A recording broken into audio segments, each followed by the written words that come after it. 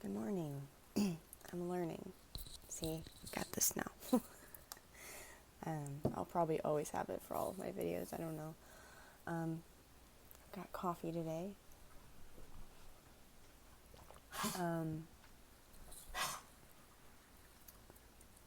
I don't know if you can still hear the dog, but sorry, that was Fred coughing around and getting his bone.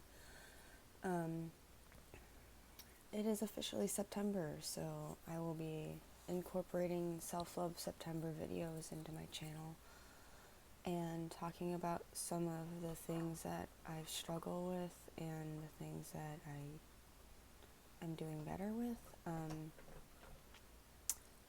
I guess to start, my physical appearance,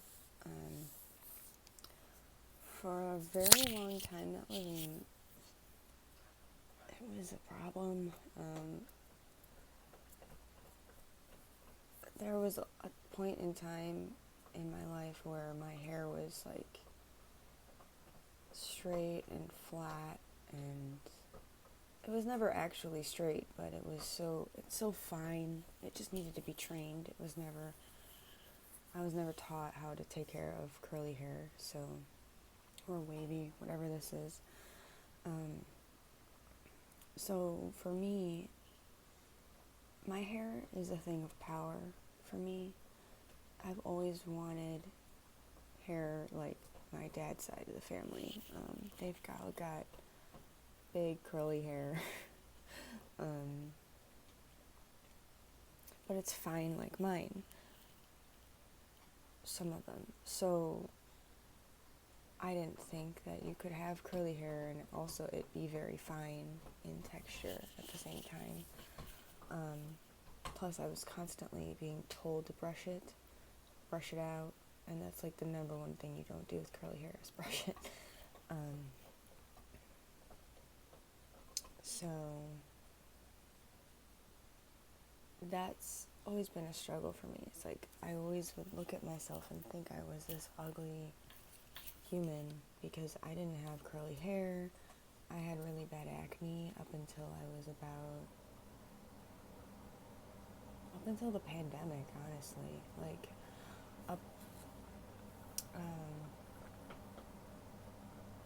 I don't know what, like it was so bad at one point, my mother thought that it was a good idea to put me on Accutane when, like, the reason why I was on the birth control pill was because of my acne, and the reason I ended up taking Accutane twice, I think I've already mentioned this on this channel at some point, I don't remember. Oh, it was probably my last self-love video, honestly.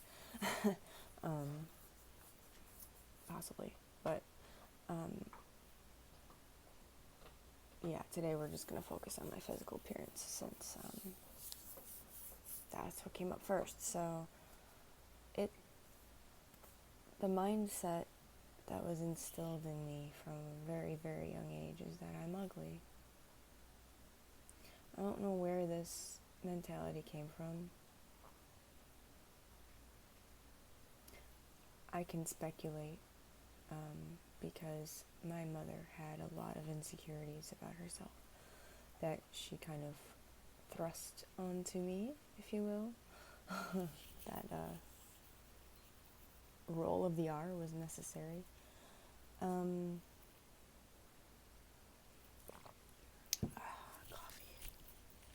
Coffee.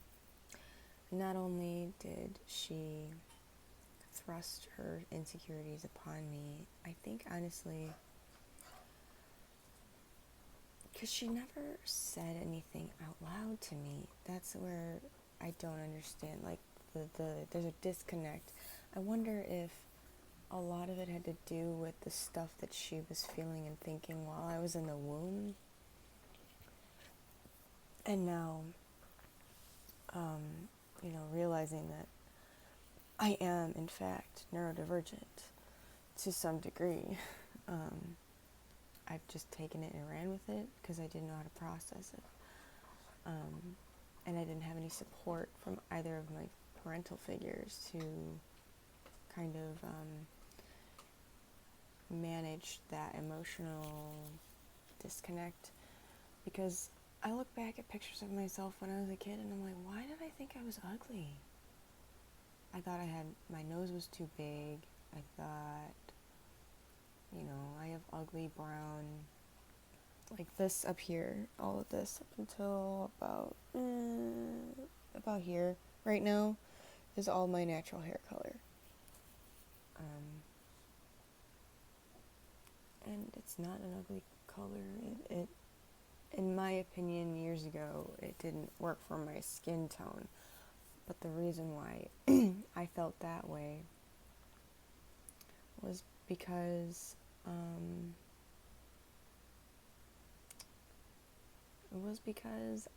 honestly, I think I just wanted black hair. So, I mean, I dyed my hair black for many years. But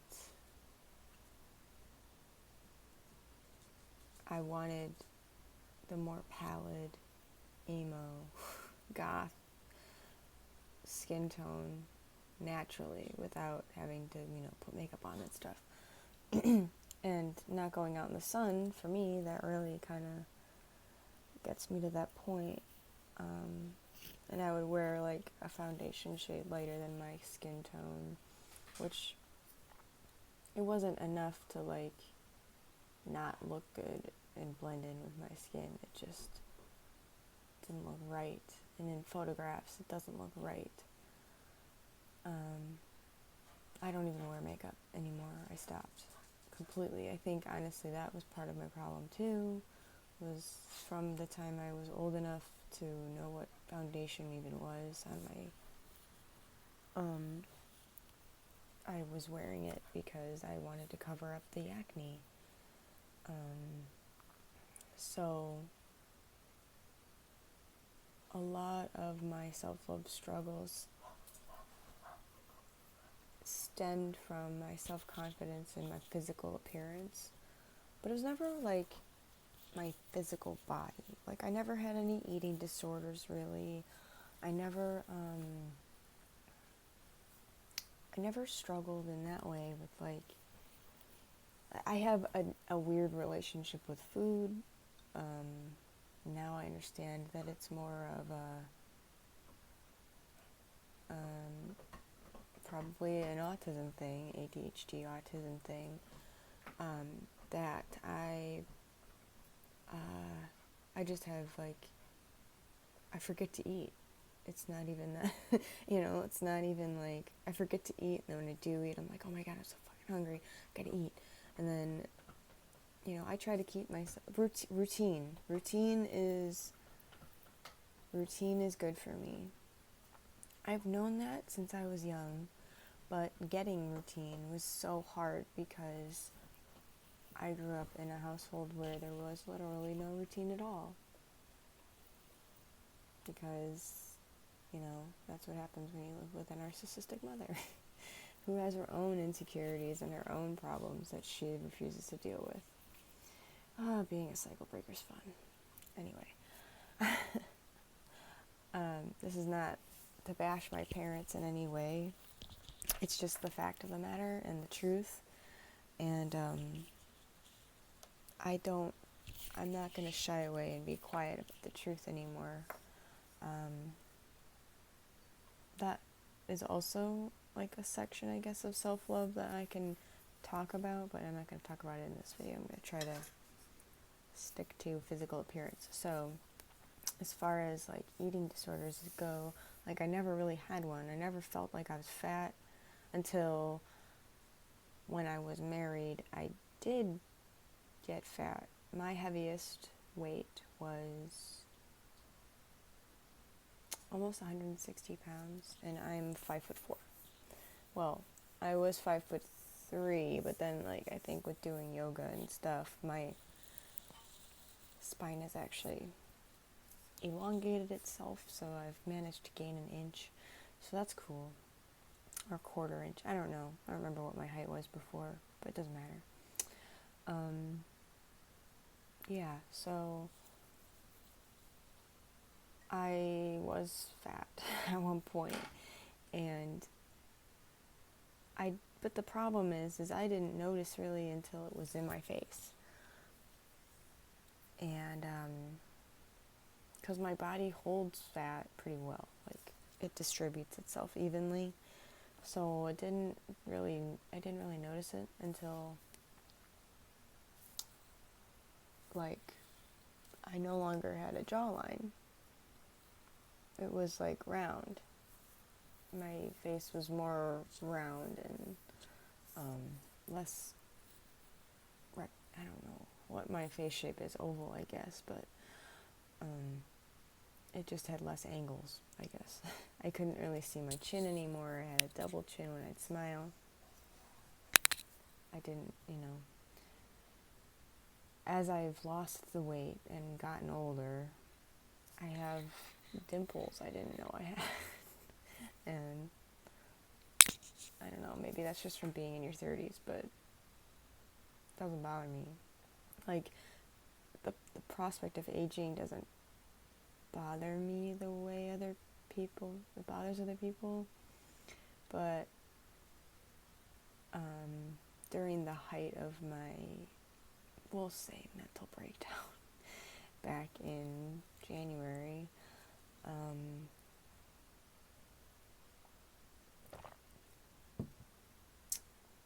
I was dealing with a lot of things up here. I was going through the trauma up here.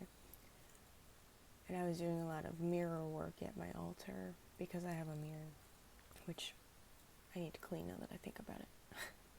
But I was doing a lot of mirror work, and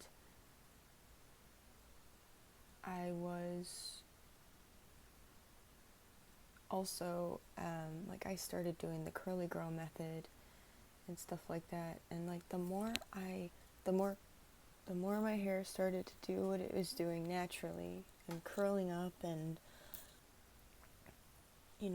staying that way even after not having any product in it, because my hair does need help. It depends on the day. It falls flat real easily because it's so fine.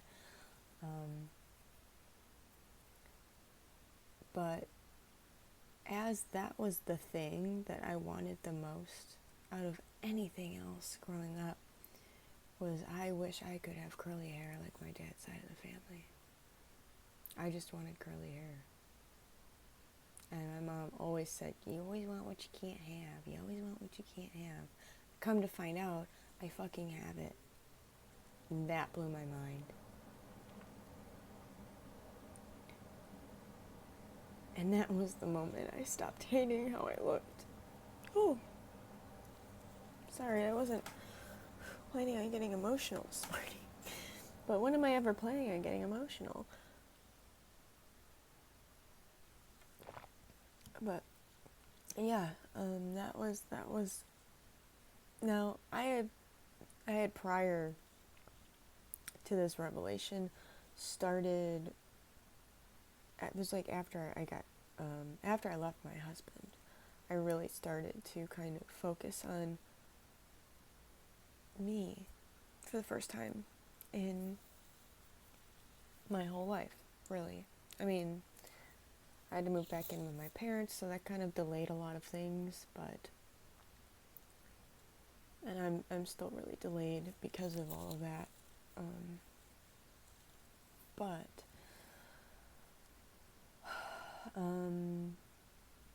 Yeah,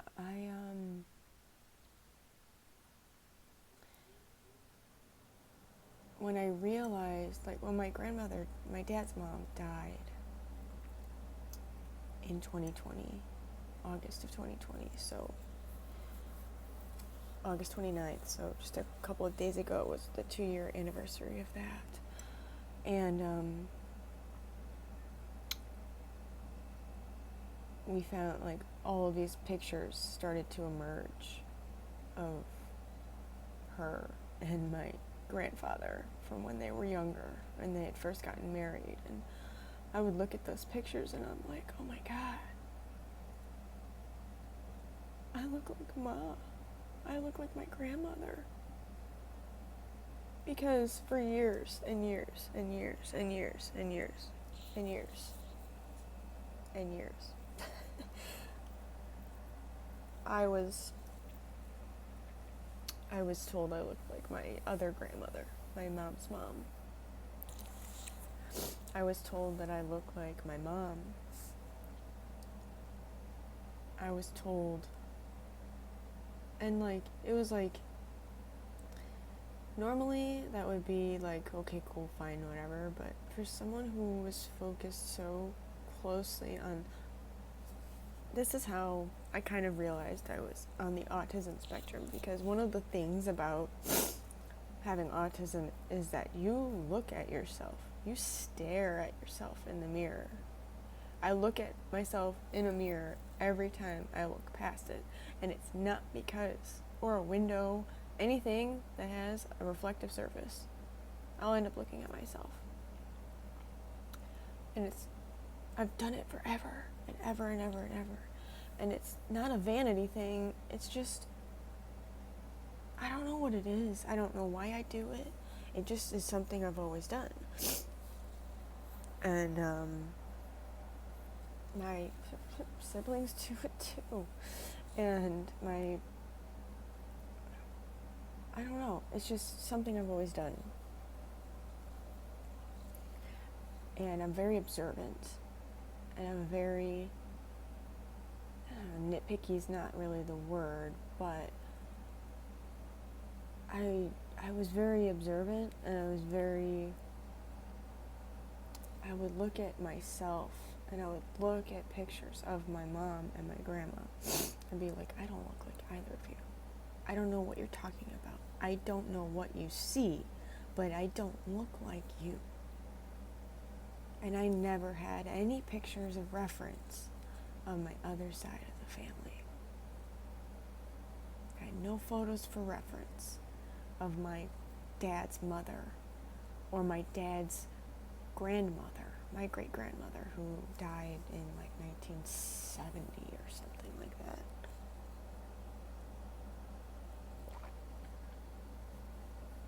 Or my dad's, like,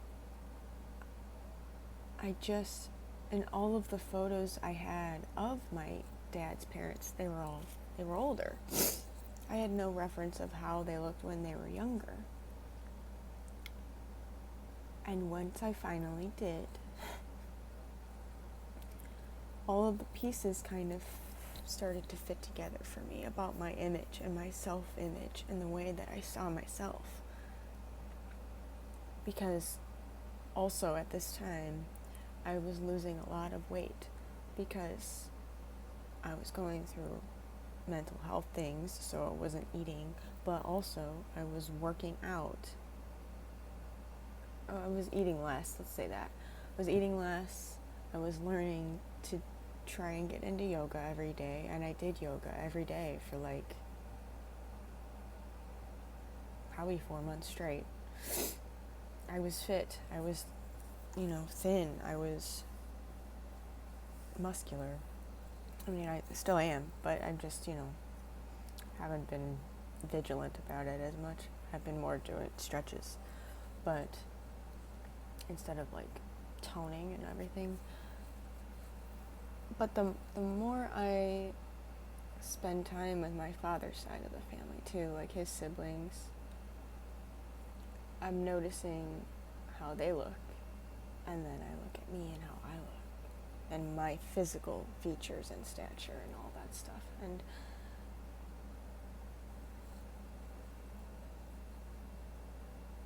my mind is blown. I don't know what kind of trauma you would consider that. I don't know if you'd consider that some sort of like, I don't know if indoctrination is the word I'm looking for, or eugenics, or I don't know. But all I know, and on top of that, like once I realized and found and discovered that people who are not autistic know people who are autistic, but they don't know what it is about them. And if I look a certain way to people, like subconsciously, that didn't help anything because I was already feeling weird about the way I looked. But I just thought it was me. I didn't know there was another way. Like, I didn't think that other people could see me a different way. Like, I don't know. I guess it makes sense now that I think about it, but at the time, I struggled all through my entire life up until I was, you know, in my 30s. In my 30s was when I finally started to see myself for how I really am physically, which helps mentally. I know that your physical body is just a meat suit that is only here once on this earth, and your soul is forever, and or whatever, and your consciousness is forever, and all of that stuff. But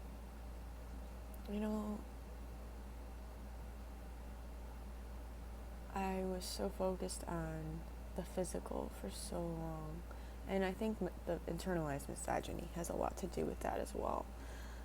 Now that I've been deconstructing that, oh boy, what a doozy.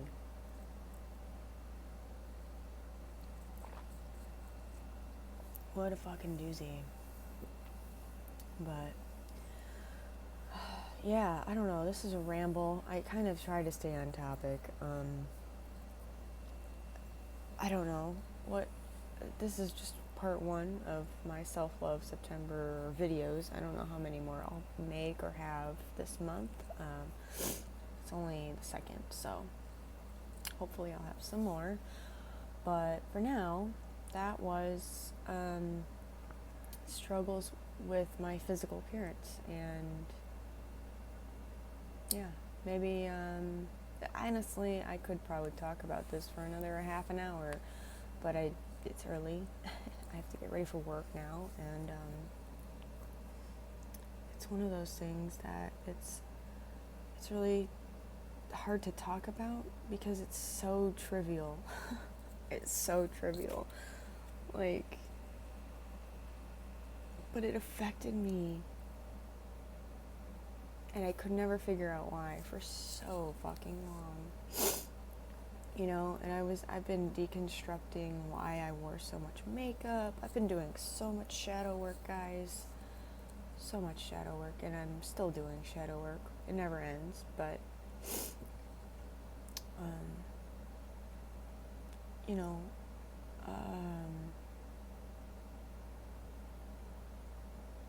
yeah, I was heavy into the beauty community for a while, and even though I never really felt pretty or beautiful, I would just kind of I was looking at makeup as like an artistic form, so I was watching a lot more of those like avant-garde makeup, like the heavier makeup style of like the 2020, like 2015 until 20 whatever, that kind of thing. The heavier not caked, but like the foundation, the full face of makeup was more what I was drawn to, mainly because I didn't like the way that my face looked, and I could change the way my face shape looked this way. But now I realize it just looked like I had a lot of makeup on, and that makeup I was doing and I tried to make it look good, but I knew it didn't look natural at all. That wasn't my point. My goal was not to look natural. My goal was to look like I was wearing makeup and change the way I looked. And then 2020 came, and we had to wear the masks, and I stopped.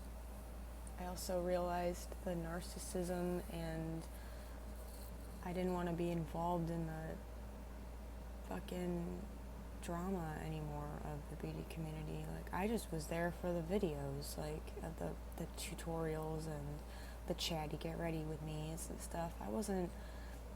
I couldn't handle anymore at that point with Donald Trump in office, and then also dealing with these people on YouTube just bitching back and forth about each other over makeup.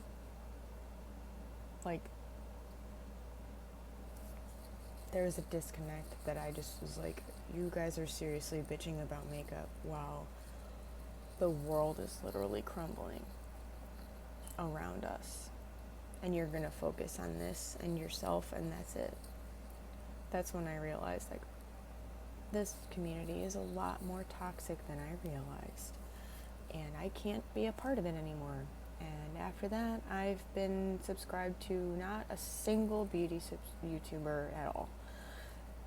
I got rid of it all. I even deleted that old channel because, I don't know, I was trying to shoehorn myself into a community that I didn't belong. And now I know where I belong, and that's just in my own lane, in my own channel, with my own thoughts and words. And if people like it, cool. If they resonate with it, cool. If not, that's cool too. I'll deal with the hate or whatever it is I get, or not. I can block people. It's a great feeling. But anyways, I'm done rambling now. This was my first video for Self-Love September, talking about my self-love struggles with my... Ooh, sorry for that. My alarm went off. It's time for me to go. And with that being said, I will talk to you guys in the next one. Bye.